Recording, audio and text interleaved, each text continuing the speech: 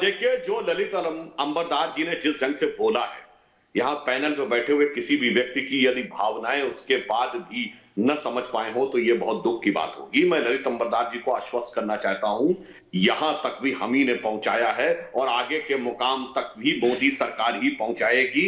आश्वस्त रहिए। और ये मैं हवा में नहीं कह रहा हूं, इतना तो करके दिखाया है ना, उसके बाद हमने बात कही। और ये हमारा कमिटमेंट आज का नहीं है, यह हमारा 3 पीढ़ी का कमिटमेंट है। हमारे संस्थापक अध्यक्ष श्यामा प्रसाद मुखर्जी, जो बंगाल के सपूत थे, कश्मीर में आके बलिदान हुए थे कश्मीर के एकीकरण के लिए।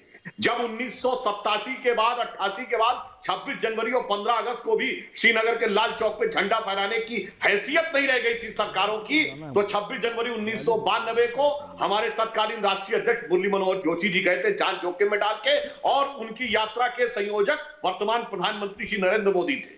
और पहली बार सरकार ने उसके बाद 26 जनवरी 99 को झंडा फहराया जब अटल जी की सरकार थी।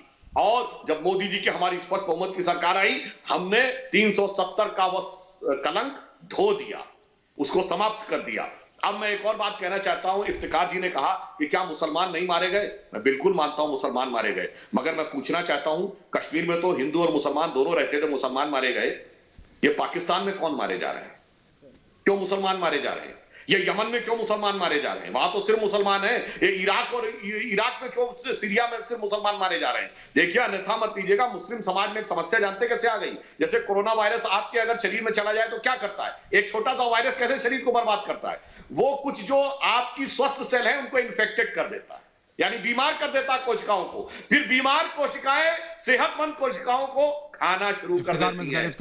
ये समस्या है मुस्लिम समाज में, एक इन्फेक्शन चला गया है जो वही बीमार करके जो स्वस्थ है उनको खाया जा रहा है। मगर अफसोस कि आप इस इन्फेक्शन का इलाज तो छोड़िए इफ्तिकार जी, आप उसको स्वीकार करने को तैयार नहीं है। यह सबसे बड़ी समस्या है, इसलिए समस्या दुनिया भर में है और कश्मीर उसका एक हिस्सा था। इफ्तिकार मिस्कर बोल रहे हैं, उसके बाद विनय सिंह।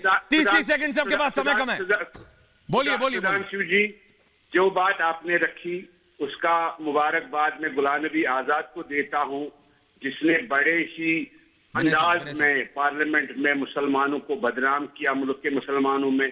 अगर ईरान की लड़ाई है तो उसमें अमेरिका का हाथ है, अगर पाकिस्तान में लड़ाई है तो दहशतगर्दों का हाथ है, अगर जम्मू कश्मीर में मसला है तो कोई मुसलमान दहशतगर्द नहीं हो सकता है, ये मैं गारंटी के साथ आपको बोल सकता हूं। और कोई दहशतगर्द का कोई मजहब नहीं होता है सुधांशु जी। जम्मू कश्मीर के लोगों की जहां तक बात है, जब जम्मू कश्मीर के लोगों को मौका मिला पाकिस्तान के साथ जाने का, जम्मू कश्मीर के लोगों ने उसको नकारा और हिंदुस्तान का दामन थाम लिया। विनय सिंह काउंटर कर रहे हैं, विनय सिंह काउंटर कर रहे हैं, सुधांशु जी आ रहा हूं। विनय सिंह काउंटर कर रहे हैं, विनय सिंह काउंटर कर रहे हैं। इफ्तिकार जी, दुनिया के सारे मुसलमान पीस लवर्स हैं। ये विनय सिंह, समय कम है मेरे पास। सबसे बड़ा झूठ है कि भाई मुसलमानों का एक बड़ा, मुझे नहीं पता है, विनय सिंह बड़ा झूठ है कि मुसलमानों का एक बड़ा हिस्सा पाकिस्तान के साथ नहीं गया। अरे चर्चा तो इस बात पे कीजिए कि पाकिस्तान के लिए जो वोटिंग हुई उसमें किन किन लोगों ने पाकिस्तान के लिए वोट किया, उसके बाद भी हिंदुस्तान में रह गए, इस बात पे चर्चा कीजिए। हिंदुस्तान में रह गए तो लोगों को रहना चाहिए था जिन्होंने पाकिस्तान के खिलाफ वोटिंग की थी। आपने पाकिस्तान के खिलाफ भी वोटिंग की और हिंदुस्तान में भी रह गए। चिंता इस बात पे थी भाई। रत्नाकर त्रिपाठी, सुधांशु त्रिवेदी बोलिए। रत्नाकर त्रिपाठी जी, 30 सेकंड है, समय कम है, बोलिए। जी, उत्तेजना में आदमी बहुत सी बातें बोल जाता है, जो सुधांशु भाई ने बोली। अच्छा, वो ये उम्मीद करते थे कि जब 1900 उसमें एक्सेशन हुआ, आपका हरि सिंह ने साइन किया, तो उसी दिन सब डिसाइड हो जाए। 2 साल बाद क्या हुआ, क्यों कर रहे हैं? लेकिन इन्होंने क्या किया, जब इन्होंने पिछले साल 370 हटाया था, क्या उसी समय कैडर मर्ज किया? नहीं किया।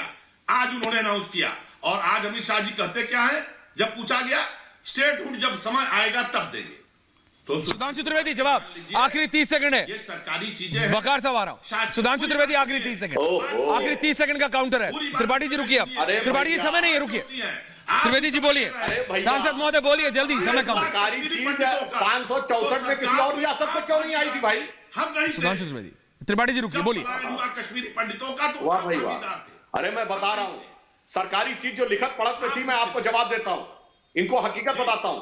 वो सिर्फ कश्मीर के लिए क्यों हुआ? क्योंकि कश्मीर में नेहरू जी का हस्तक्षेप, तो बाकी 563 में लिख दिया, एक लाइन नहीं चेंज की गई।